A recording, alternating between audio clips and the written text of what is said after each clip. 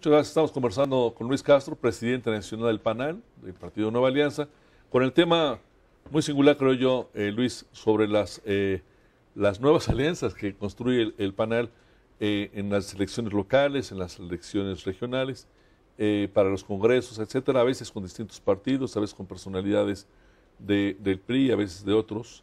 Y ahora, muy particularmente, la pregunta sería, ¿qué tipo de alianza van a tener con el PRI en el Congreso Federal?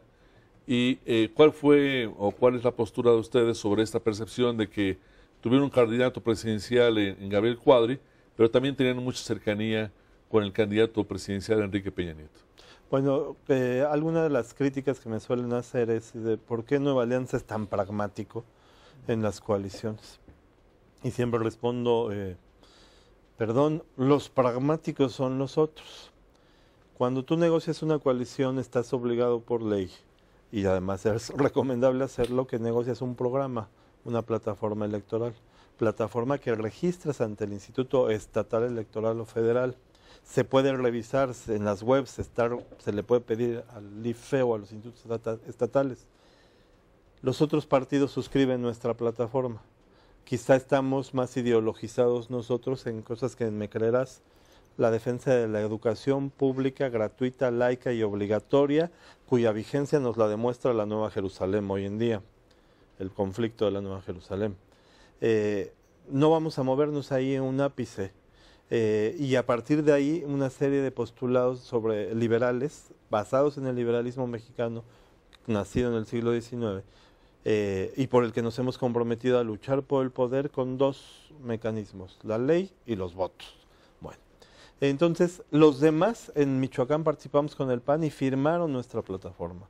En la negociación de la coalición con Peña, se negoció la plataforma, se rompe la coalición, y la ley no prevé cómo desarticules la plataforma que registraste. Entonces alguna crítica nos salió, no, oigan, son iguales la del PRI y la de Nueva Alianza en educación.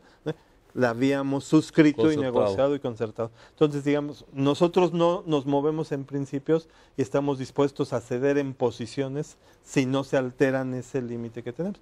Los pragmáticos más pragmáticos serían nuestros aliados en función de lo que se trate. Creemos que en la Cámara, que es a donde va tu pregunta, tenemos 10 diputados.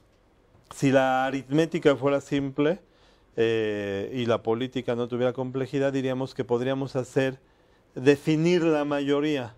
Nuestra abstención la podría inclinar de un lado, si ese lado estuviera unido, nuestra suma podría dar mayoría a otro lado. Pero eso ocurre solo cuando tienes los 500 diputados presentes y es pocas veces. Cada decisión va a requerir de construir mayorías y si se requiere mayoría calificada no somos suficientes. Entonces, como partidos minoritarios y como partidos nuevos, necesitamos trabajar más y trabajar mejor. ¿Pero qué veremos los mexicanos en las votaciones? ¿Al PANAL sistemáticamente apoyando al PRI o veremos votos diferenciados? Veremos votos diferenciados dependiendo del tema y dando la lucha de los argumentos.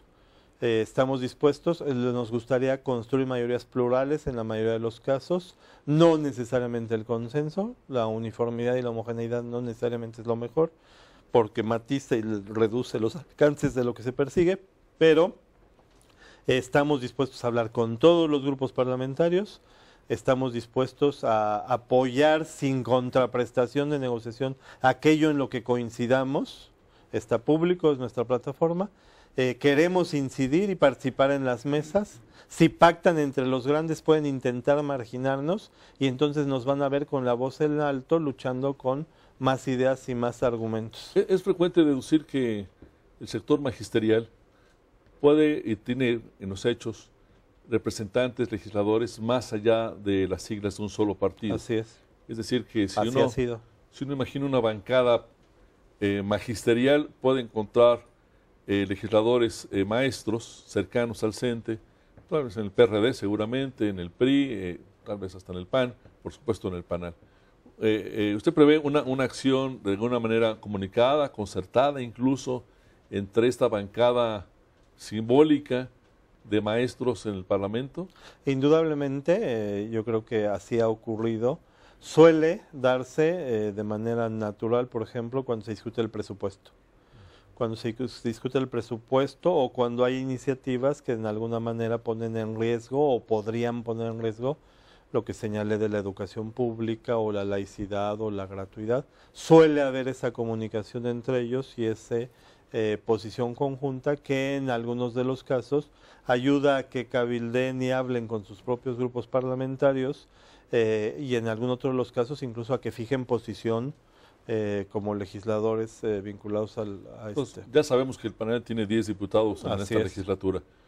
¿De qué dimensiones, por así decirlo, la bancada magisterial?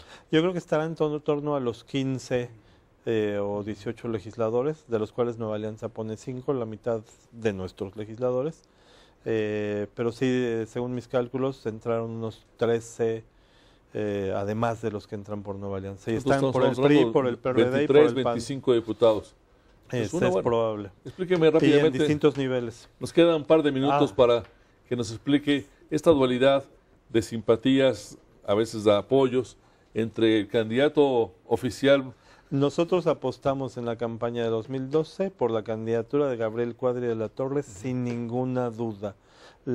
Sí se dio algún voto diferenciado y se deriva Como de hace 6 años también, ¿no? No, hace 6 años hubo una campaña oficial de Nueva Alianza pidiendo 1 de 3, donde el propio candidato presidencial, Roberto Campa, ante la televisión pedía el voto 1 de 3. Pero fue público y notorio que también apoyaron al candidato Felipe Calderón. Es en esa a la que me refiero, esa es la campaña. Ahora, en el 2012, toda la fuerza de Nueva Alianza Institucional estuvo por Gabriel Cuadri, excepto en alguna entidad federativa que también manifestaron públicamente que buscando el voto diferenciado y como lo fue Sinaloa. ¿Habrá una cercanía con Enrique Peña Nieto importante? Yo creo que es muy importante que habiendo presidente electo, es muy importante esperar y exigirle a Peña Nieto que como titular del Ejecutivo tenga un gobierno democrático y que gobierne para todos. Ya no va a ser el presidente priista, debe ser el presidente de todos los mexicanos,